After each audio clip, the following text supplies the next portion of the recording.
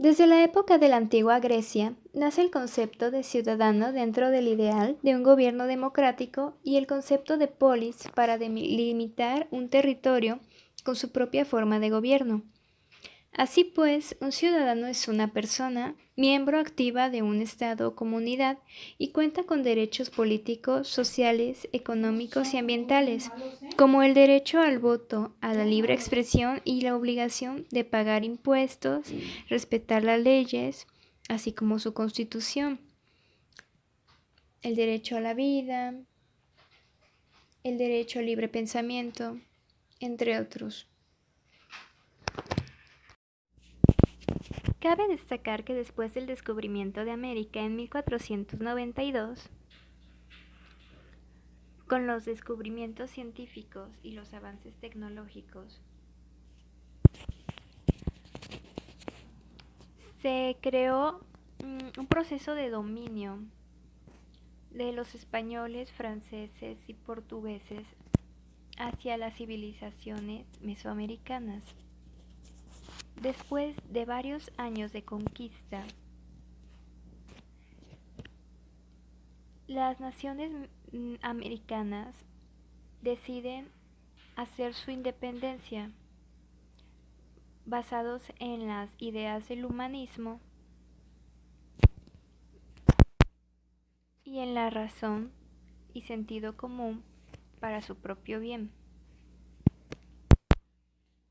Estos son los llamados conflictos sociales. Después de las independencias, se crea un periodo en el que el individuo busca que sus derechos sean respetados, que haya soberanía y democracia, ideales por los cuales luchan, se rebelan, dando paso a las constituciones y repúblicas democráticas. Podemos entender los conflictos sociales desde la perspectiva que tenemos de conflicto, que es cuando hay una incompatibilidad entre las ideas, percepciones, objetivos, intereses de dos o más personas, en este caso serían de naciones, y están en desacuerdo, lo cual los lleva. Después del Renacimiento llegó la Edad Moderna, y de pasar de un pensamiento autónomo más centrado en el hombre y la razón, el humanismo y la ciencia, dejamos atrás las creencias religiosas como único fin de existencia y damos paso al desarrollo del arte, cultura y avances científicos y tecnológicos. La Edad Moderna se caracterizó por la Revolución Industrial, en la cual hubo muchos cambios sociales debido al crecimiento de la economía gracias a la producción en serie de las empresas, afectando a los agricultores, pero dando paso a un capitalismo en el que las personas de bajos recursos tenían que obrar 16 horas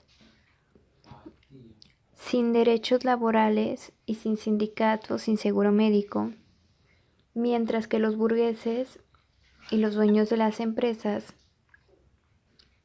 recibían el dinero por parte de la producción y las ventas, mejorando la calidad de vida de muchos y empeorando la de otros muchos tantos. La Primera Guerra Mundial ocurre de 1914 a 1918, pero hay que definir guerra primeramente. La guerra es la consecuencia de un conflicto, como antes lo mencioné, pero la guerra expone a una sociedad a las consecuencias de la batalla de ambas partes, pues implica actos violentos, el uso de armas, contrapartes entre ideas y nuevas ideologías, y se puede extender desde una guerra interna como una revolución hasta una guerra entre naciones como lo fue la Primera y la Segunda Guerra Mundial. Las guerras forman parte de nuestra historia desde siempre. Como ejemplos de conflictos sociales podemos mencionar la Revolución Francesa, que fue un movimiento político, social e ideológico desde 1789 hasta 1804. Esta puso fin al absolutismo, al feudalismo y a los derechos de los clérigos. Además, abolió muchos de los privilegios de los burgueses y de la nobleza. Sus lemas fueron libertad, igualdad y fraternidad. De la Segunda Guerra Mundial podemos rescatar que su impacto y sus consecuencias fueron de 60 millones de muertos. Fue el conflicto más grande y destructivo de toda la historia. No puede haber alguien a quien le preguntes y no sepa que hubo una Segunda Guerra Mundial. Alemania invadió Polonia el 1 de diciembre de 1939 y así dio inicio a la Segunda Guerra Mundial. Como respuesta, Gran Bretaña y Francia declararon la guerra a Alemania, implicando a diversos países entre un eje y la división o el otro bando para desatar una guerra que implicó muchísimas muertes, gastos médicos y económicos, dejando muchos países en quiebra.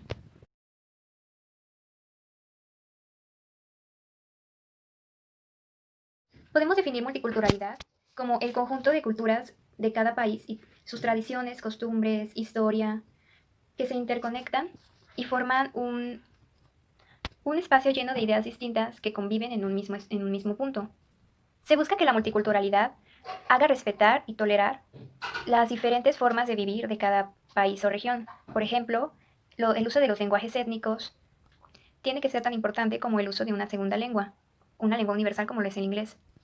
Conviven el arte de distintos espacios, como pueden ser artesanías, desde las pulseras hasta obras de arte de Europa. Así podemos tener una multiculturalidad conociendo varios aspectos, por ejemplo, la música de España, tanto como el mariachi en la cultura mexicana. Por su parte, la interculturalidad habla de un conjunto de tradiciones, costumbres, ritos que comparte una comunidad y en la cual no debe haber una discriminación y deben respetarse. Sin embargo, en este punto, haríamos de una sola cultura. Por ejemplo, nuestra cultura mexicana, cada mexicano comparte la misma historia, las mismas tradiciones, como en el Día de Muertos, el 20 de noviembre, que fue la Revolución Mexicana, o el 16 de septiembre, que se conmemora la independencia mexicana.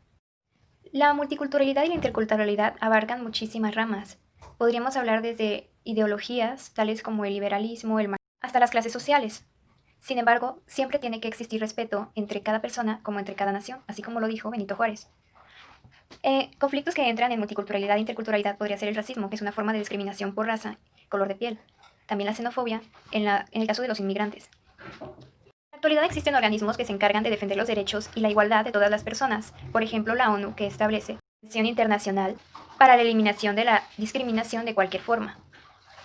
Empezamos por definir globalización. La globalización fue un proceso histórico en el que se buscaba la igualdad entre todos los países en el ámbito económico, comercial y político. Sin embargo, terminó siendo una especie de dominio por los países que eran potencias mundiales hacia los países con menos recursos, basado en préstamos de bancos que llevó a que la al final... contaminación.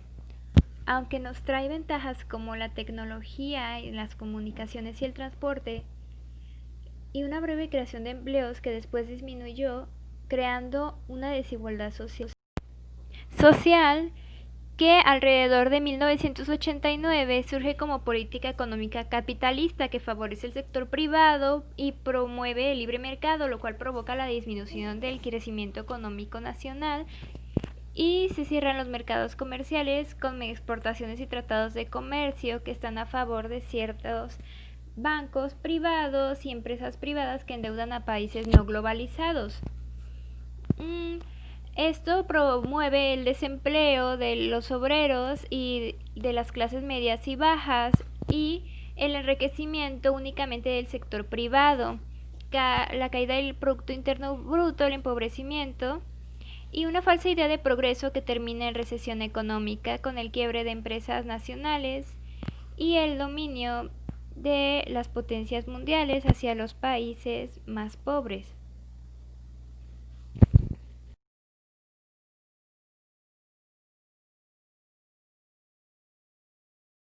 Nacional son la historia, tradiciones de un grupo, por ejemplo, de un país en un mismo lenguaje, gastronomía, vestimenta original, que lo distinguen como el símbolo de su patrio, de su propia nación. Se entiende por nacionalismo los valores y autonomía de un territorio. La identidad global es la visión planetaria de todos los países en un conjunto, pensando globalmente en la política, economía y tecnología actual con las redes de comunicación que hacen que se interconecten todos los países. Para ser un ciudadano mundial, podemos enriquecernos de diversas culturas de todo el mundo sin perder nuestra propia cultura.